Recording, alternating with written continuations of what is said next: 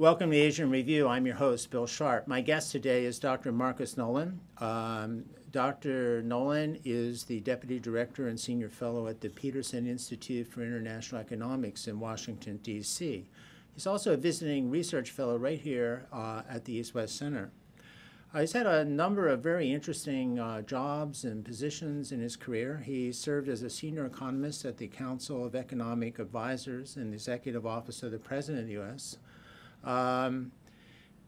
No one knows Asian economic environment better than Marcos. His advice is highly sought inside the Washington Beltway, says Ralph Kosa, president of the Pacific Forum, where Mark gave a very interesting talk just this last Monday. I invited him here today to tell us a little bit about the talk he made at the Pacific Forum and to talk about some other contemporary Asian economic issues. Welcome back to Asian Review. It's great to have you again. My pleasure. We benefit from your annual visit to Honolulu. Your talk at Pacific Forum the other day was really interesting. Everybody was paying really close attention. I was wondering, for the benefit of our TV and internet audiences, if you could give us a little summary of your comments. Well, I basically made 3 points, which the first one is beggars can't be choosers. There are big financial developments now going on in Asia. The Asian countries collectively have about $6 trillion in foreign exchange and official reserves. Most of that is in China, about $3 trillion, about $1 trillion in Japan, and the rest spread among the other countries. Most of that's held in dollar-denominated assets. There are all sorts of interesting things about how these countries are managing their exchange rates, how it's affecting our recovery here in the United States.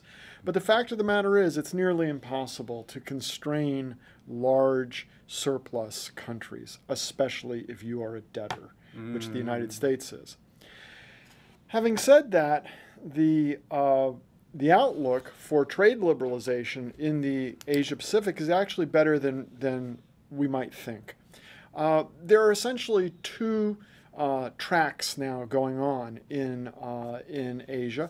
One is an East Asian track centered on the ASEAN countries of Southeast Asia and China. And the other track is the Trans-Pacific Partnership, which involves the United States and a number of other countries around the Pacific Rim. Now, the logic of liberalization is that if one of your trade partners joins one of these preferential agreements and you don't, then you will be disadvantaged. So, for example, when Mexico announced that it wanted to join the Trans-Pacific Partnership, then Canada quickly joined as well. So there's a logic to expand these groups. And if you follow that logic out, at the end of the day, basically the two countries that will not have preferential access to a big economy in the Asia-Pacific will be the United States and China.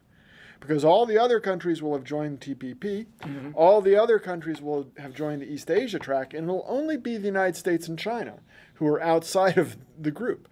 So at this point, the object should be, while proceeding on these trade liberalizations, try to make them consistent with each other. That means there's an especially important role for countries like Malaysia, Vietnam, potentially South Korea, potentially Japan, that could get involved in both groups very early on.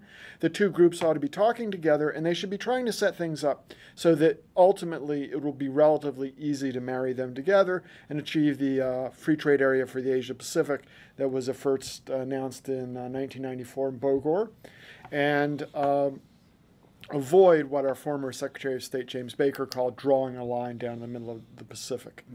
Now, the reason why things may look a little better in the future than they have in recent years is because we're having an election. Right. And the tendency nowadays in American politics is for Republicans to be more pro-trade or more pro-trade liberalization than Democrats.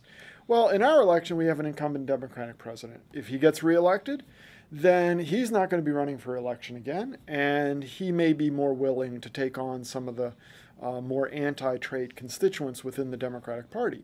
If the Republican nominee is elected, then he may be more naturally inclined to pursue trade liberalization anyway. So either way the election turns out, American politics over the next 4 years may be more supportive of activist trade policy than politics have been over the previous 4 years. Well, ultimately, President Obama pushed through the Korean-U.S. FTA. I mean, it took a long time, and it seemed to supersede everybody's prediction of when it would happen, but it did happen. Right. Eventually, it was quite sad, actually. The Chorus FTA, the Korea-U.S. FTA, as well as some FTAs negotiated with Panama and Colombia, they were actually negotiated and then not ratified for 3 years. They were really legacies of the Bush administration. So it's true, President Obama successfully got those through Congress. But if you look at Obama's record himself, really TPP, the Trans-Pacific Partnership, is really the only thing that he's done.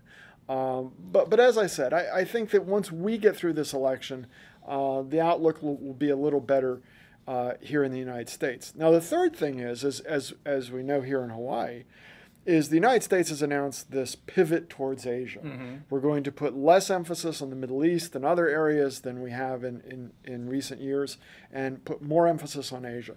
The problem is that while we may want, this may be desirable, and it may be something that we want to do, the fiscal situation in the United States is quite dire. And unless we get our economic policy working together with our political and diplomatic policies, then this pivot towards Asia may be rather difficult. And the one thing you can say about the American economic problems is that we don't have to negotiate with Beijing about our own budget. We don't have to negotiate with Tokyo or Seoul. The bad news is we have to negotiate within Washington, and sometimes in the American system that appears to be quite challenging. Right. But those were the basic points I made in my talk. Well, you gave us a lot to think about there. So what's President Obama, as you recall, APEC was held here, going on a year ago, November 2011. And the United States came in very enthusiastic about pushing APEC, putting more attention, more life back into it than perhaps it had shown in more recent years. Enthusiastic about pushing forward TPP. What was the motivation coming out of the administration? And which is interesting because shortly after that, they have the pivot to Asia announced, not all that long afterwards. Look, Asia is important to the United States.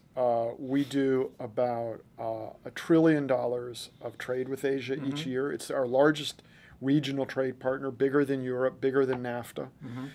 We have about $1 trillion in two-way foreign direct investment, even more if you count portfolio investment in the financial markets.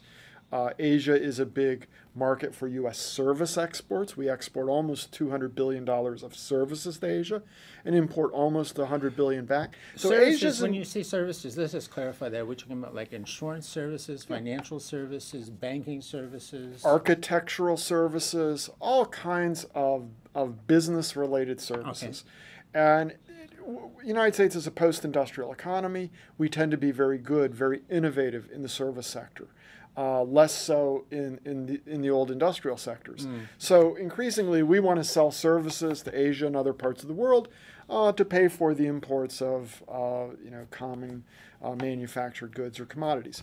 So Asia is important to us economically. APEC has an interesting history.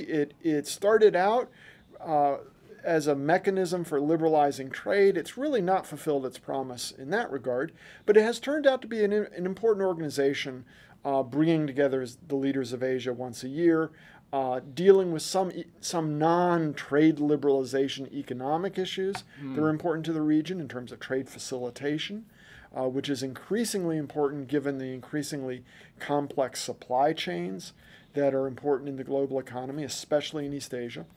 And of course, this is President Obama's home. And right. So I mean, the United States, we have real reasons. We also have some cosmetic reasons for wanting to put on a good show. So there was a lot of, obviously a lot of hoopla around APEC. And TPP really is the administration's only trade initiative at this point. Of course, they always talk about, which I think everybody who's followed this at all knows is way down the road, is this free trade agreement in the Asia-Pacific region, which, as I understand it, would assume that you really got a TPP going, and really had some momentum behind it, and then you could expand it into a full FTA-AP.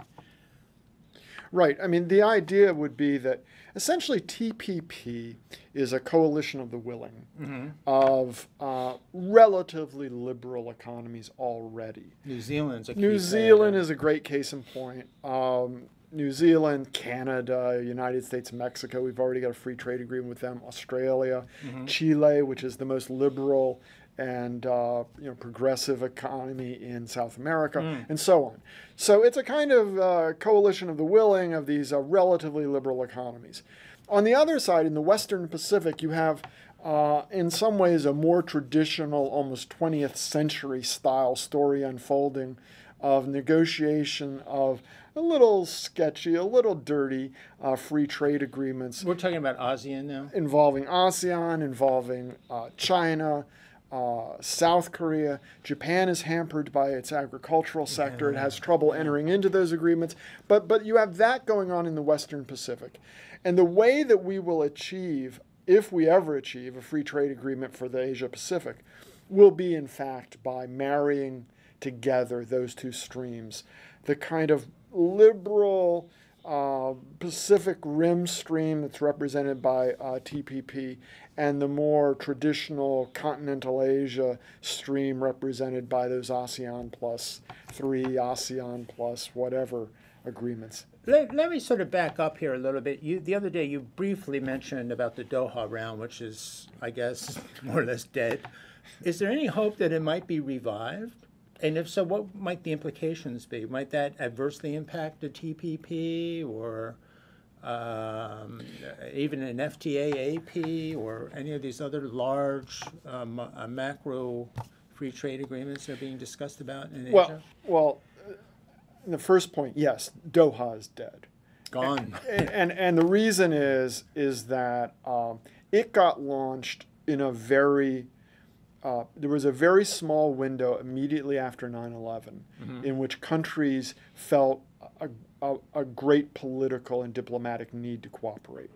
And so Doha came out of that immediate post 9/11 moment.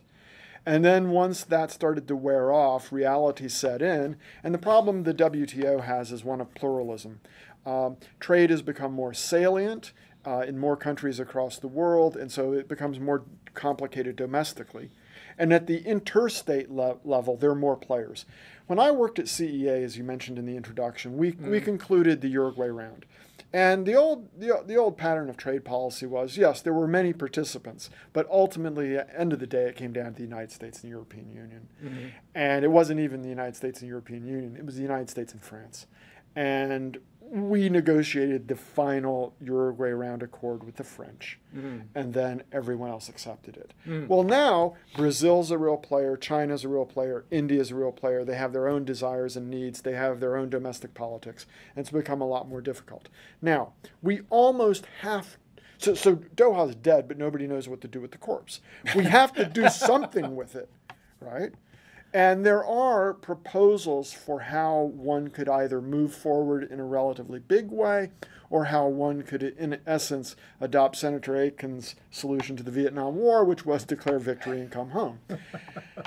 Now, the textbook tells you that, as your question suggests, that the completion of the Doha round, especially if it was a big, far-reaching round, would undercut these preferential agreements because it would simply make them less attractive. If everybody's cutting their tariffs, then why should I get involved in some bilateral deal with you if we're both already cutting our tariffs? Right. That's the old textbook answer. I actually don't think that'll hold in this case. I think that if we get out of Doha, and I certainly hope we do, it will be with a mini victory. It'll be closer to the Senator Aitken solution than to the Big Bang. And as a consequence, getting out, just getting anything, being able to declare victory in any sort of way, may actually reinforce the credibility of governments around the world to successfully negotiate agreements, and actually may give a spur, give an impetus to more of these deals in the Asia-Pacific region.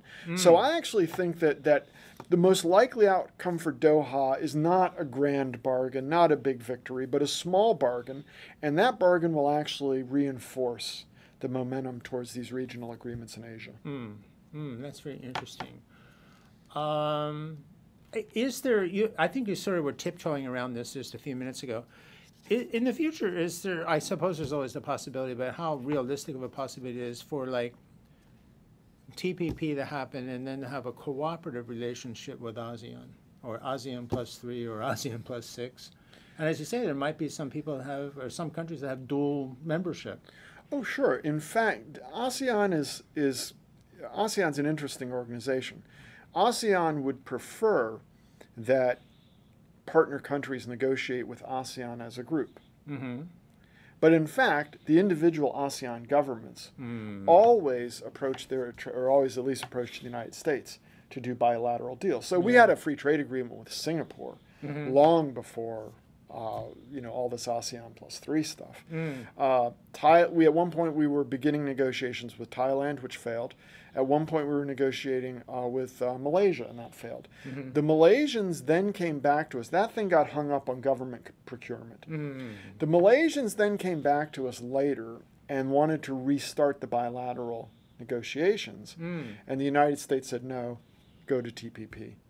So you already have ASEAN countries participating in TPP, not Indonesia, which is obviously the big one, but other countries such as Vietnam are already participating. So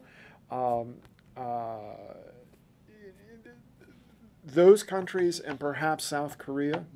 Right now, South Korea is hedging on its participation in TPP. It's almost a no-brainer because they've already got a free trade agreement with the United States. They're negotiating one with the Canadians. They have one with the EU too, don't they? Yes, but they've already got them with most of the TPP members. So why not? And the issue is trade has become a very contentious issue in South Korean politics. Is it due to agriculture in South Korea? It's due to agriculture and due to a kind of extreme form of skepticism about globalization on the whole, as you see in some parts of the United States. So the center-left political party in South Korea has an anti-globalization wing that is, in relative terms, larger and more strident than what you would see in the Democratic Party here in the United States. So because they have a presidential election coming up in December, the current government just doesn't want to get into this.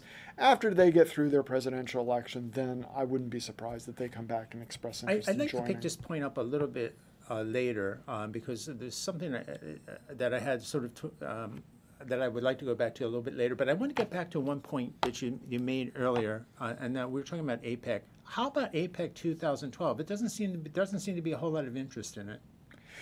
Or is that just because Obama's not going? Well, the problem is that, yes, I mean, it's being held in Vladivostok, which is not Honolulu. And the United States is having a presidential election. The South Koreans are having a presidential election. The Japanese government is weak. The Chinese are having their own leadership change. Right. It's just a bad time Right. to have a substantive summit where you think you're going to get anything done. Yeah. Yeah. Just because of the political calendars in some of the major countries. Do you think it? And now I know the other day you commented you're not a Russian expert, so we're not going to press you too hard on this one. But does it indicate any kind of shift of Russian interest towards East Asia? I always had the feeling the Russians are going to be a player again sometime in Asia, and then it never quite happens. I know, I think I better get off this horse, but...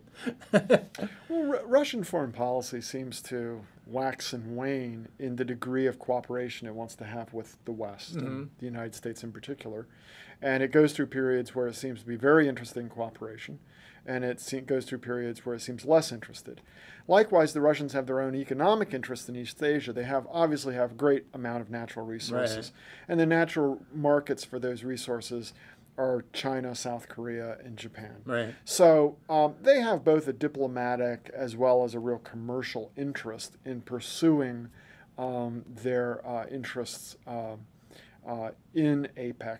But like us, they're a transcontinental country, and the weight of Russia is even more heavily tilted towards Europe than it is in the case of the United States. They keep saying, you periodically hear this, well, Russia really wants Japanese investments in the Russian Far East and Siberia. They really want Japanese technology, but of course then there are other territorial issues that stymie that. You just get the feeling that they want, I don't know, at least I do, they want to sort of do this role in Asia, but as you say, they're really European focused. And to me, I don't know, Asia seems to be a second thought. Well, there's money there, and that's about all we're really worried about.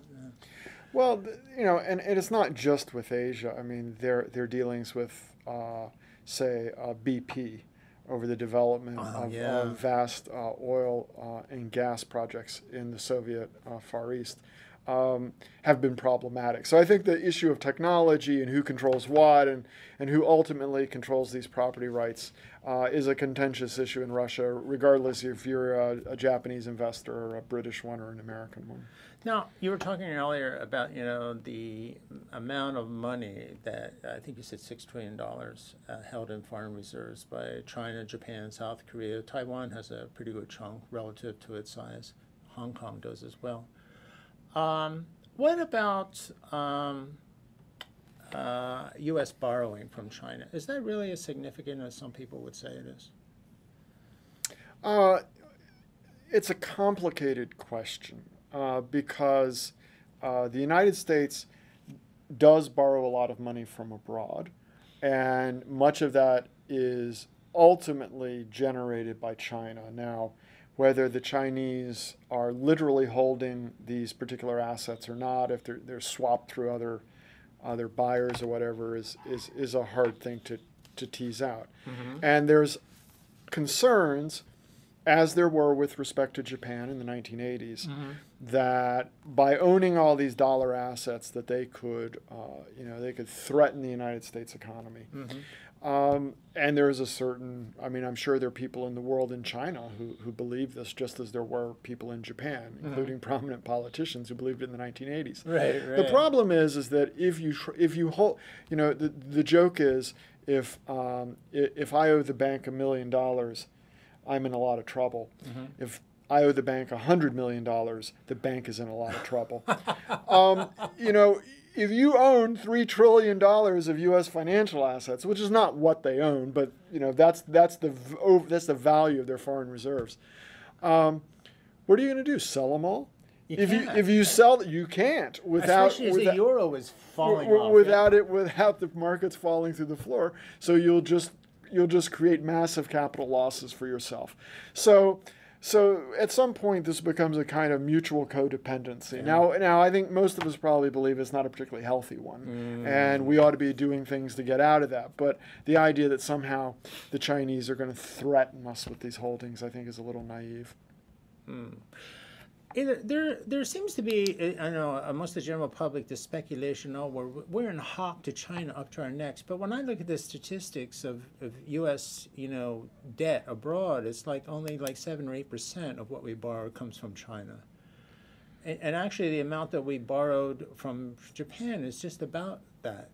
Well, again, it's really hard to say because the ultimate holder of those assets may not be the people who made the initial purchase at a Treasury bond auction.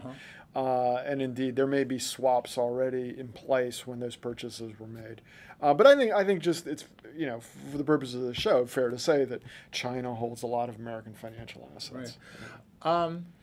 Now, Japan has, 200% of GDP is money that the Japanese government owes, and what the U.S. is about 100%, I think. Maybe not quite there, but we're not there yet. About. And yet, in Japan, while I think people are embarrassed by that, the commentators often say, well, yeah, it's embarrassing, but, it's all the debt is being held by Japanese companies, so that's not so bad after all, whereas the U.S. debt is, in large part external. Well, also to Social Security Fund and the Federal Reserve.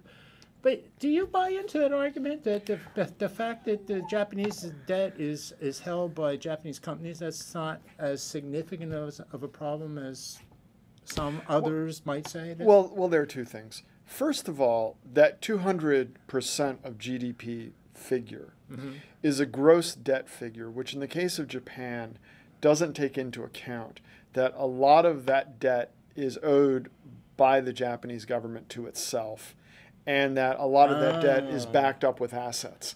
And so if you calculate the net debt position for Japan, which is really more comparable to the U.S. position, that number is cut almost in half. Oh, is that right? So that's why. Yeah. Otherwise, it looks like Japan is just levitating, right? That is a really important point. But actually, I don't remember the number right off the top, the current number off the top, but it's almost half as much. So it's a bit over 100. If you start taking things out that that really aren't equivalent. In the case of the United States. Now, in the case then you have a situation where you're comparing something that's closer to apples. Okay. What is true is that even in that apples to apples comparison, more of that Japanese debt is held by Japanese citizens. And Japanese citizens have exhibited remarkable willingness to absorb Japanese government bonds with extraordinarily low rates of return. Here we're also talking about the very high savings rate amongst the Japanese population. Well, although that's been coming down dramatically as well. Okay, as the country ages. Yes, the personal savings rate has dropped enormously. Much of that savings is now generated in the corporate sector. But in any event, the Japanese seem willing to invest in these JGBs at extraordinarily low rates of return. In the case of the United States, more of our debt is held by foreigners, and economic research suggests that indeed foreigners may be more footloose. And so footloose means not playing by U.S. rules. No, it means that they're willing to sell. Oh, that okay. if something goes wrong, they're more willing to sell, whereas the Japanese seem to be willing to take incredibly low rates of return and just sit there holding this stuff, just absorb it passively. The foreigners tend to be a little more active in moving their portfolios around. So I think what I think many people have looked at this issue would say is that the United States is not yet in the danger zone by historical standards of when you really could have a kind of financial crisis and a meltdown generated by too much debt. But we're approaching it. And we're approaching it for two reasons. One is in the short run, or short to medium run, and that is the arguments that you read about in the newspaper, you hear on the radio or television about today, about the basic issue of what tax rates are in the United States, what our expenditure rates are, and what should be done in terms of either increasing taxes or reducing expenditures or both, in the kind of medium run to get our deficit down. The longer run issue we face is that we have an aging population, we have entitlements, and in particular Medicare, which our healthcare costs are just growing at an extraordinary rate. Right. So unless we do something about our healthcare costs, or unless we do something about what kind of benefits we're going to provide to people under these government programs, we are going to face a worse and worse fiscal position down the road. So we have this one issue in the short run of kind of what do we do about taxes and expenditures and the fiscal cliff and all this.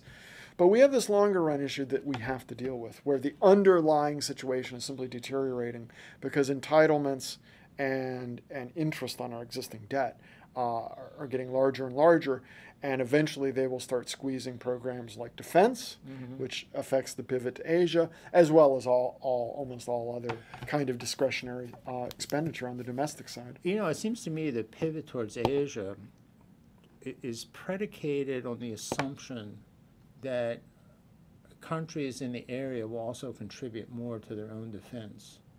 And what the Department of Defense is talking about, expenditure cut of 20% over X number of years, and shifting 60% of the Navy to East Asia.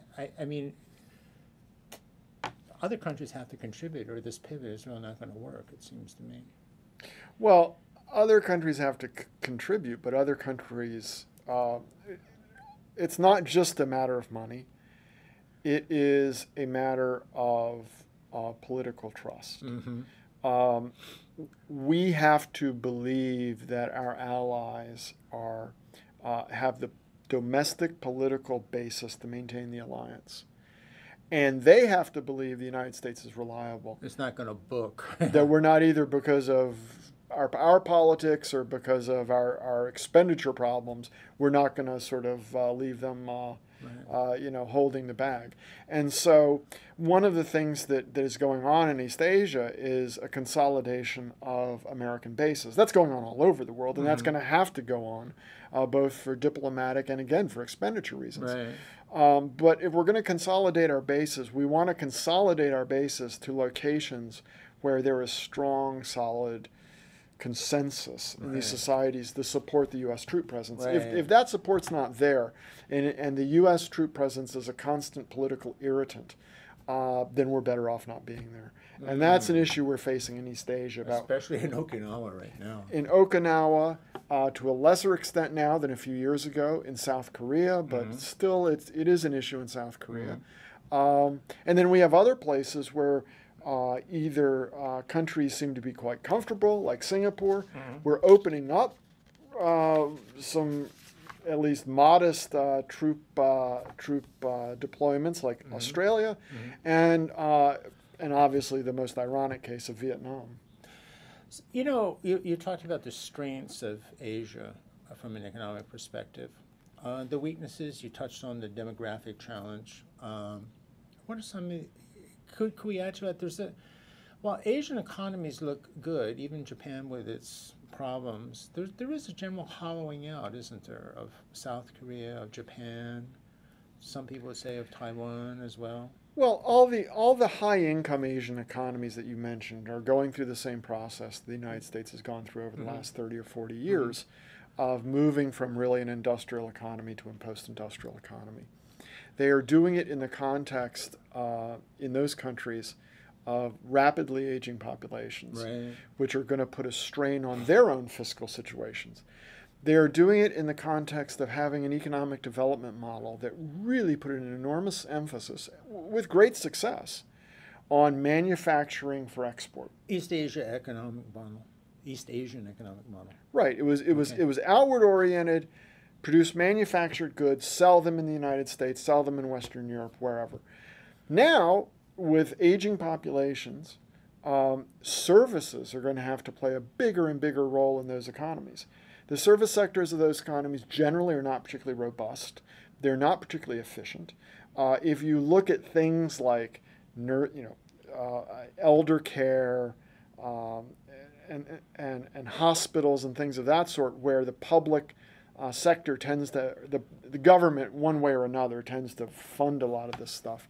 If you've got rapidly aging populations, then there's going to be great emphasis on improving efficiency in those sectors.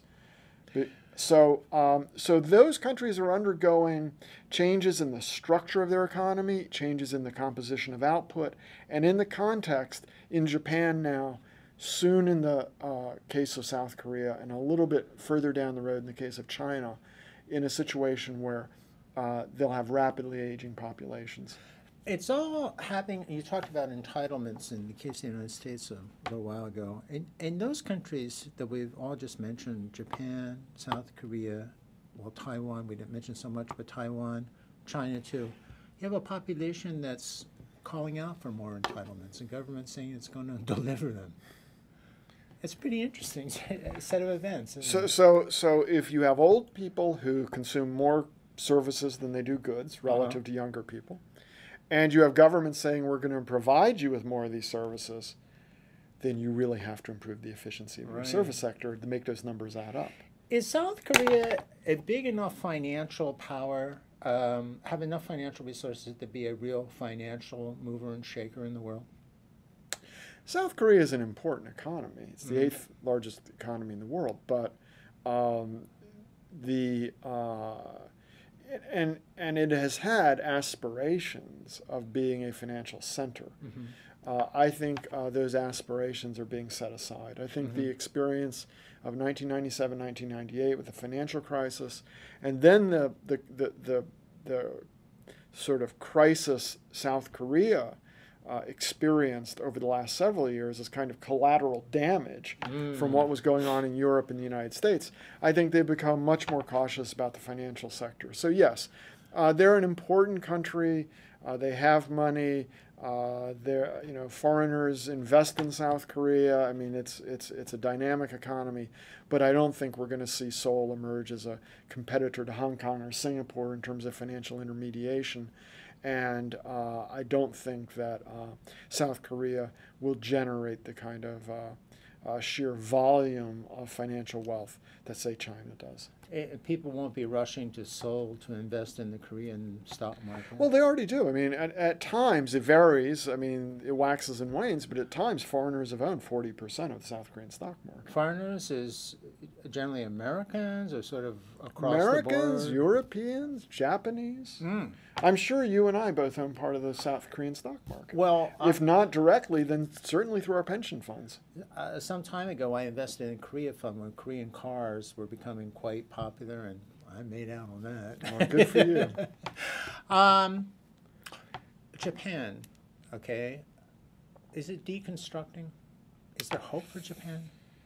Is Japan just going to continue to this downward spiral? I mean, I don't like the thought, but one has to ask himself the question, I think. You were talking the other day about weak leadership, I believe. Well, Japan has been in a process of political realignment really since the late 1980s. Mm-hmm. And in that 25-year period, that realignment has never really been resolved. Yeah. And I have Japanese friends who are hopeful that this time it will be different. Yeah. That this last iteration of this process will generate more coherent, more disciplined Japanese political parties that will offer voters a clearer choice in terms of policy. And once they're in, they will be capable of actually implementing those policies. But it's taken 25 years, and that hasn't happened. Yeah. And in some ways, the United States seems to be devolving towards almost a Japanese-style model. Not in the sense that in the sense that we have multiple factions that are always splitting parties and forming new parties and so on and so forth, but rather that special interest groups seem to wield increasingly direct influence on policy formation, regardless of who's in power, and that's what you see in Japan. Yeah, I think that's a good assessment. Okay, let's go to North Korea now. Okay. Sometimes in the show in the past, I've joked, well, if we're not quite sure what show to do this week, we'll just think of North Korea because North Korea always has something to offer us. I also joke we should send a letter of thanks to Kim Jong-il because he always kept us in with program material. But anyway, new leadership in North Korea. What's your read on it? Well, clearly, this is a new leader. I mean, in terms of just the theatrics of leadership. Mm-hmm. He is modeling himself on his grandfather, who was relatively charismatic, and not on his father, who was really quite a strange character. And one has to expect that there is at least some constituencies in North Korea that see this guy out in public. They see him doing these photo ops. They see the wife, they see him on the roller coaster, and think this is better than being governed by the man behind the green curtain, which is what his father was. Now, does this make any difference other than just cosmetic in terms of political theater? There are indications that things are changing in North Korea. There are personalities that are getting shuffled around. There are institutions that seem to be being reconfigured and shut down, or one's rising or whatever. There have been speeches that have been made by Kim Jong-un, the leader, which seem to signal some new thinking in a variety of areas. But when you sort through all of that, it still is unclear where he wants to go. Mm. If it's really significant reform, or if they really don't kind of know what they want. Mm. See, the problem with North Korea is the economic reforms that have been touted over the last couple of weeks. There was an article in the New York Times, for example, that set off a lot of commentary. Many of those reforms were actually tried in the 1990s, when you look at the specifics.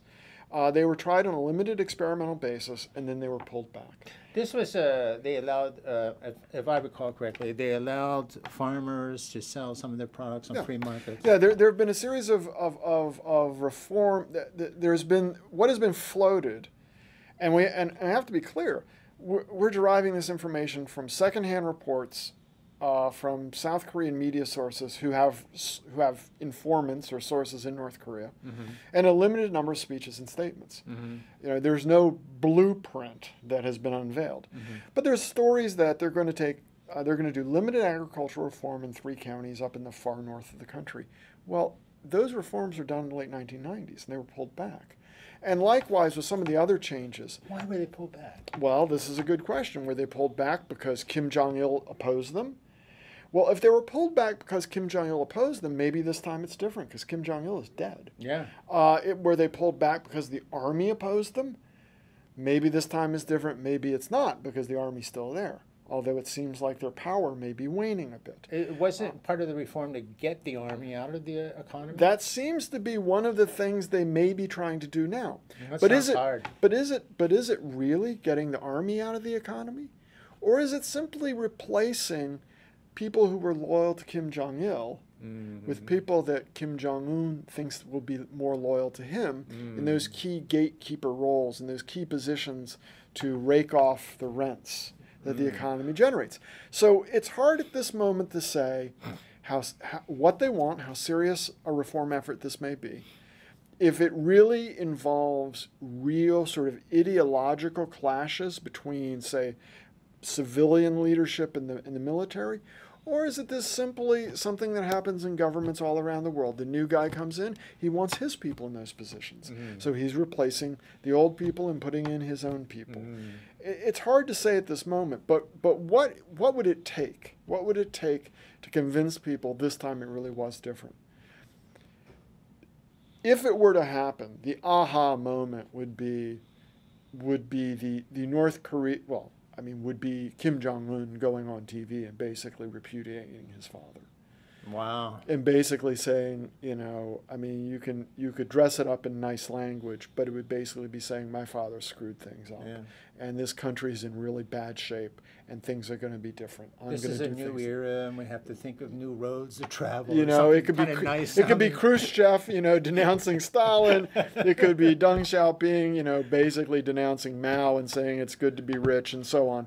But there's got to be something that public, that visible, to persuade the bureaucracy, to persuade the enterprise managers, to persuade the farmers that this time it really is different. And that they can take risks without being cut down at the knees or punished for it. What's your read on Kim Jong-un's uncle's influence on him? How extensive? I mean, this is a big secret, I think. It's a guessing game. It's really hard to assess. Yeah. Look, this is a political... Well, first of all, the uncle Jang Sung-taek is a very formidable, capable guy. If you just read his biography, you may think he's evil, but I don't think you would think he's a lightweight. This guy has some capacity. Now, that's a political system in which there's a big premium in keeping your head down and not being on the wrong side of a political dispute. And so it's very hard to tell in that system, or any system with that characteristic, what people really think. That if one day you were put in a position of power, what would you do? Well, you might have been harboring thoughts in your head for 30 years, but you never expressed them. Right. Or you only expressed them very quietly to, your friends. You never wrote them down on a piece of paper and put them in the newspaper. So it's hard to tell what these guys really want, what they really believe, and it's also very hard to tell who's really calling the shots. What we can say is that the cult of personality around Kim Jong-un is in full bloom. Yeah. Now, it could be that somehow behind the scenes, Jang Sung-taek or his wife, Kim Jong-un's aunt, Kim Jong-wi, is calling the shots. But in terms of at least the public, the propaganda, it is Kim Jong-un. And it makes sense. In a monarchy, the very way a monarchy functions provides the focal point. for the rest of the elite to rally around in a time of succession. And so, and North Korea is effectively a monarchy. Right. So it would make sense in American terms for these elites, Jang Sung-taek and all his counterparts, to say, well, we hang together, we hang separately. And so we're going to rally around the young guy, whether we think a whole lot of him right now or not. And it's really hard to see in that black box to figure out who's doing what. But clearly there are changes underway. Whether it ends well or not is very hard to say. North Korea is always an interesting case to follow. I've wondered, and I guess we sort of touched on this a little bit, if the reform would be somewhat Chinese style. You talked about agricultural reforms they tried before. I remember China liberalized agriculture. You were allowed to sell X amount of your products on the free market. People didn't want to grow rice because they couldn't make that much money off of it. They went to vegetables and other fancier upmarket products. Right. And then China made a lot of money off of tourism. Got a lot of money, hard currency off of tourism. I don't know if North Korea would be willing to open its doors that wide to greatly increase tourism, or frankly, if there's that much to see in North Korea that would attract people. Well, first of all, North Korea is not China in the following sense. When Chinese initiated those reforms in the late 1970s, more than 70% of the Chinese labor force was in the agricultural sector. People forget how agrarian China was in the late 1970s. In North Korea, that number is about half as big. So agriculture doesn't play the same engine role in North Korea that it played in China. Second thing is, one of the reasons it could be different this time is my sense is that China is very frustrated with North Korea. Yeah, I have that sense too. While North Korea is a useful pawn for China in many respects, it can be a somewhat difficult one. And my guess is that if the North Koreans show any kind of interest in economic reform, the Chinese would be more than happy to try to support them. And indeed, right now we have North Korean officials and cadre in China getting training. Chinese are issuing tens of thousands of work visas for North Koreans to come work in China. I've heard that, yeah. And so I think the Chinese would be supportive if the North Koreans wanted to do something. And the final thing is on tourism. Look, the obvious tourist destination North Korea has is Mount Kumgang. Yeah. And the obvious market is not China. The obvious market is South Korea. And so for the tourism sector in North Korea to take off, diplomatic relations between the North and the South have to improve. Right. They can make a little money off of Kumgang, selling it to Chinese or other tourists, but the real money is South Koreans. I understand there's a handful, I don't know, 10 to 15 students from North Korea studying in American universities, generally topics about business, economics. Have you encountered any of them? I have not encountered any of them in U.S. universities, and they are studying topics that I don't think any of them are studying physics. That's good. Or biochemistry. Rocket technology. No, I don't think any of them are at the University of Illinois studying jet propulsion. No, nobody at MIT. Well, that's good. Wow. Let's see here. Talked about a lot of things I want to talk about here. North Korea, now China, I know we say China and North Korea are different, but it's so hard to gauge what this model might be like in North Korea. Do you think they might consider, like China did, pumping up of a consumer industries, consumer manufacturing, like light manufacturing to fulfill, the demand for consumer goods in North Korea? Well, the problem that North Korea faces is that, as far as we can tell, if North Korea has comparative advantage in anything, it has comparative advantage in certain mining and mineral sectors. It has, oddly enough, it appears to have a comparative advantage in certain small niche agriculture or marine product things, sea urchin, seaweed, things like that. Ginseng. Yeah. But one would expect that if they had the proper blueprints, that North Korea could produce light manufacturers for export, much like Japan did, followed by South Korea and then China. The problem there is that really requires foreign investment. Yeah. North Korea doesn't know what the rest of the world wants, and it doesn't have the marketing and distribution channels to sell it to them. And so the obvious way to rapidly develop the North Korean manufacturing sector is by foreign direct investment. And that could come from all sorts of sources, but again, the most natural source would be South Korea. And until the North Koreans are more relaxed about foreigners, not just South Koreans, but any foreigners, really, going into their country, investing, supervising their workers, driving around the country, having more or less a free reign, you're not going to get that investment. You may get some investment in mining. You may get some investment in certain other areas that are sort of more primitive and more extractive in nature. But the investment in manufacturing is not going to come until the North Koreans convince the world that they will behave in a less capricious way than they have in the past. You know, I want to ask your opinion about this. A very interesting article that appeared in, I've seen it in several publications. The Wall Street Journal has written some articles on this, but this phenomena of reverse mergers on the stock market. Right. What's your take on that? I don't know anything about it. I follow it in Barron's, and there's a lot of debate about how much of this is out and out fraud, and how much of it is, excuse me, that it's just something that we don't quite understand correctly, that it's really okay. But my sense is that corporate governance standards and regulatory standards in China today are quite low. Although there are many good people in China, both in business and in terms of technocrats trying to strengthen those regulations. It's really impressive if you go to China and you meet with some of the financial market regulators. I mean, they're really sharp people. But right now, you know, China's a very large place, and there's a lot of dodgy people in the business sector.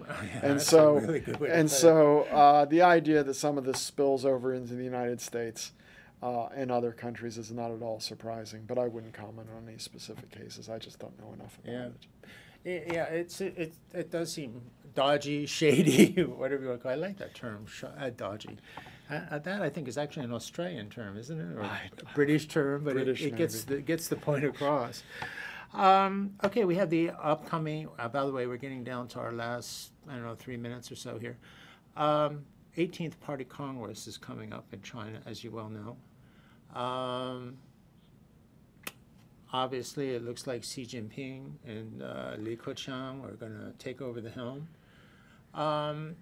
A comment came up the other day at Pacific Forum, and I'm not sure if you made it or it was implicit or suggested in someone's question, that there's a possibility of the new leadership going back to Zhirongji type economic policies. Was that your comment? Or? No, I think that was something somebody in the audience suggested, but it seems reasonable in that we've gone through China went through a period of very rapid change.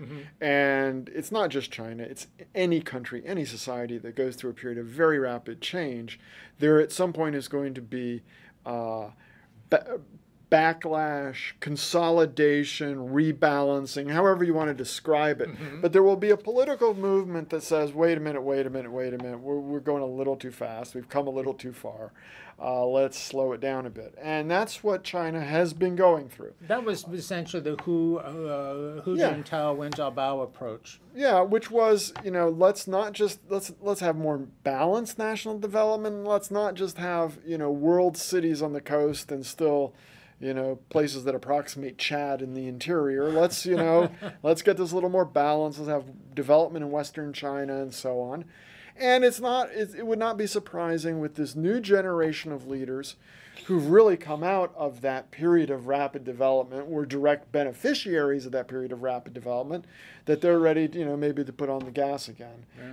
So I don't see it as being, I see this as being these kind of movements back and forth as being completely understandable, and I don't think they're going to be abrupt. I think that there's a fair amount of continuity in Chinese policy. Now, whether that continuity ultimately is is consistent with political stability or leadership of the Communist Party, especially if there are economic problems, that's a different issue. But I don't expect any revolutionary changes in the new leadership. I expect maybe a tilt more towards kind of Zhurongji policies, as you put it, but I wouldn't expect it to be dramatic. Well, China is always exciting. We'll just have to stay tuned. You just never know what's going to happen. I don't think it's going anywhere. Yeah. Thank you very much for joining us. Well, thank you for having me again. You bet.